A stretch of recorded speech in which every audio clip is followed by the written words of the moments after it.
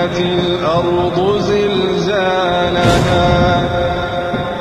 وأخرجت الأرض أثقالها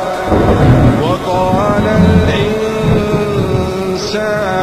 ما لها يومئذ تحدث أخبارها بأن ربك أوحى لها يومئذ يصدر الناس أشتاتا ليروا